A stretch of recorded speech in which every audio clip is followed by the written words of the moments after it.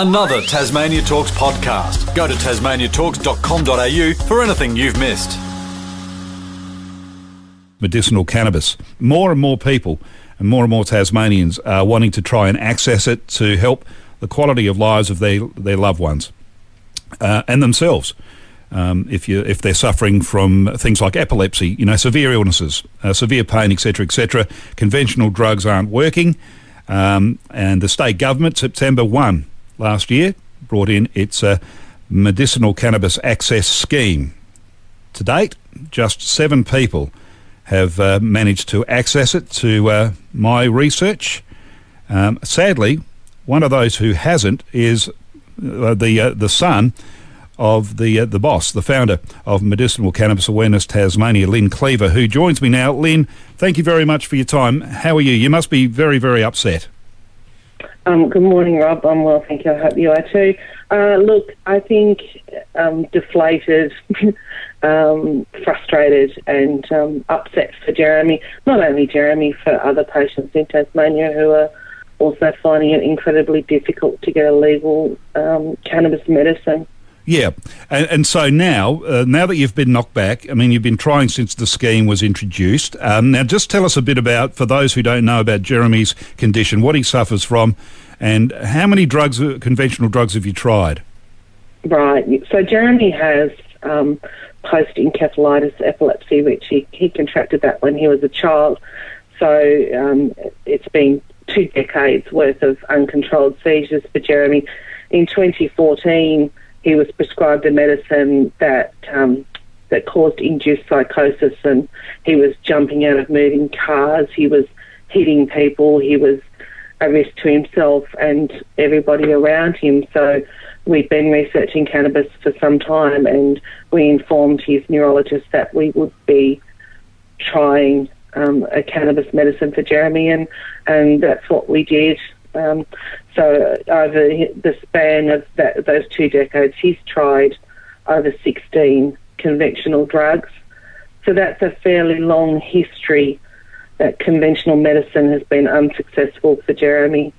I'm not sure how we prove it any further, Rob. No. Well, I just wanted to ask you, and this is clear proof that medicinal cannabis works. Can you tell me how many seizures on the other medicines Jeremy was having compared to when he's on medicinal cannabis? What does it come down to, please? So it's seizures are drastically reduced in number, and they're not as severe. But the greatest benefit for Jeremy is that by using cannabis, we've been able to wean those conventional medicines that were so toxic to him.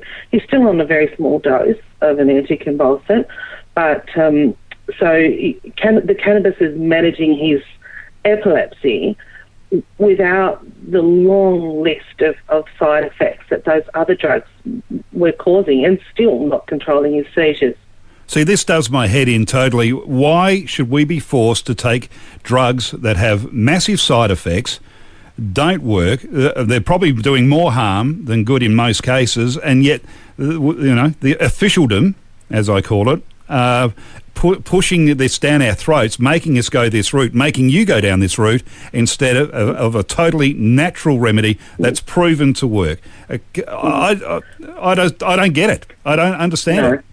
No, and Rob, we're not anti-pharmaceutical. Pharma medicine, it's great if it doesn't kill you in the process of trying to cure you. And we wouldn't have ended up at cannabis, and like so many other people that we talk to, we don't break the law for fun. We wouldn't be doing this if it didn't work, and if everything else was effective, we wouldn't be in this situation. So, but as parents, we're not about to torture Jeremy further by trialling other medicines just so he can be eligible for this scheme. What sort of parent would do that to their child? Exactly, exactly. It's about time officialdom pulled their heads out of where and actually went and visited families. Or have you ever had a visit from someone from this department or anything to see exactly what you go through? It's horrific. It's horrible, and no parent should be going through it. And no child should go through it. No. Mr. Ferguson has told me on several occasions that he thinks I'm a great mum and that I do a great job. but we shouldn't have to put our whole family at risk to break the law in order to offer Jeremy this medicine that's safe and effective. And I think part of the problem is, Rob, all of us advocates talk until we're blue in the face. You've done it yourself. Yes. But until the government sits down, like even looking at the Legislative Council inquiry that was held in 2014, not one of those recommendations have been met. So, I mean, that really seriously needs to be looked at. And a state moratorium on cannabis, use. Yeah. There's things that they could do to protect people like Jeremy and the thousands like him in this state. From your point of view, and obviously being in the know through Medicinal Cannabis Awareness Tasmania, are you getting still more and more demand for access to this product illegally because of all the delays and red tape rubbish and that everyone has to go through? I mean, when this scheme was introduced, I thought, great, this is a clear pathway where people can access it. Well, only 7 people have got access to it. Apparently there's a few more waiting, but it's just ridiculous. I'd like to know, the clinicians that approve the applications, how many of them actually have experience with medicinal cannabis products and medicinal cannabis? Do you know? And the patient, Rob, like we have a panel of clinicians. I'm sure they're experts in their field, but they're making decisions about Jeremy's treatment when they don't know him as a patient. His neurologist has said, I think medicinal cannabis would work for this patient. And basically they're saying, well, no, we want to put these extra restrictions on people like Jeremy, And my fear, Rob, is that, it's proven that, especially considering paediatric epilepsy, it's proven that cannabis can help alleviate seizures. Yes. If these little children have to run the whole gamut here in Tasmania, the whole gamut of 20 or so different drugs, I think it's to get seizures. The sooner you get on top of them and control them, the better. And if you're waiting a decade for them to trial all these medicines before they can try cannabis, that's cruel. It's not fair. No, you're totally right. So why were you knocked back? Why did they turn around and say that Jeremy wasn't eligible? He hasn't tried enough drugs. Oh, so seriously? He has to try more drugs. Yeah. So in the process of doing that, Jeremy is very medication sensitive. So for us to start a new medicine, it would potentially take us 6 months to get into a target dose, and then it's not going to work. Nothing ever has. No. And then potentially another 6 to 12 months to wean it, and then another 2 drugs to try before they'll allow him to apply to the scheme again. So to me, that amounts to torture. And Mr. Ferguson should be ashamed of this scheme he's set up. Yeah, I agree. It's got to be fine-tuned. It's got to be made easier for people to access it. Now, we're not talking about everyone. I mean, we're talking about people that need it. And for quality of life, I just can't believe we live in a world and a state where, our politicians just seemingly turn their back on people in severe pain, suffering chronic illnesses. Why wouldn't they be doing all they can to give them a better quality of life? I just don't understand that. So the alternative is, Rob, that they'll be like us and they'll break the law and they'll do it anyway. Well, I was going to ask you. The government either wants to regulate this and control it, or they don't.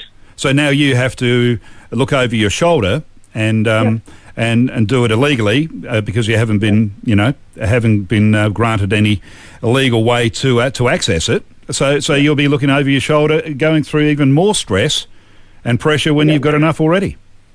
Yeah.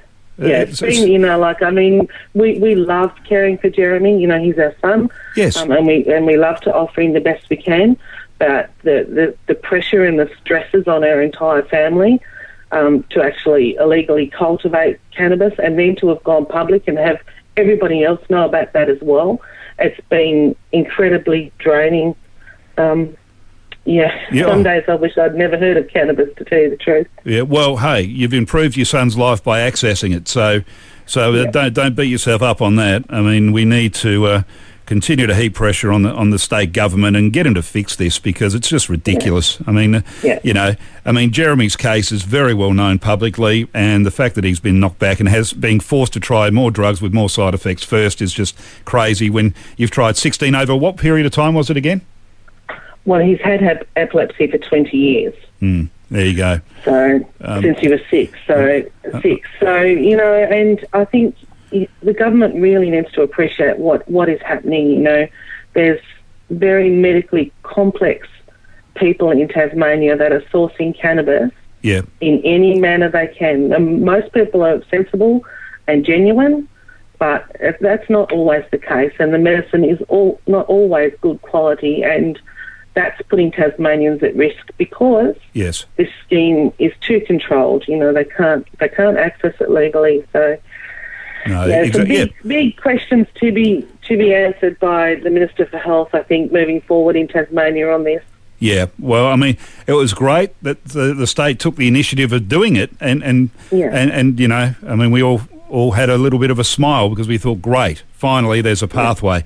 I mean, the government will turn around and say, yeah, there is a pathway, and of course there's restrictions and that they have to go through and all this, but you know, we do live in the 21st century. You know, and if there are known tablets and pills and concoctions from pharmaceutical companies that are you know, producing these things and they are making kids and others worse, who would in their right mind take them? Yeah, of course you'd look for other options, and why not a natural option like medicinal cannabis? It's a no-brainer to me, Lynn. Please keep your chin up. You know, you hang in there, and you know, we send you much love, and it's just thanks very much, Rob. Hopefully the minister gets this and we'll do something about it, and at least get Jeremy, you know, onto the scheme. You know, I mean, I'd love to see that. Or at least protect us. You know, if we can't get on the scheme, you know, people like Jeremy deserve protection from, you know, having his medicine confiscated and his parents charged. You know. No, you're absolutely right. Lynn Cleaver from Medicinal Cannabis Awareness Tasmania, thank you very much. Good on you, Rob. Thanks for your time. No, thank you. Appreciate it. Another Tasmania Talks podcast. Go to tasmaniatalks.com.au for anything you've missed.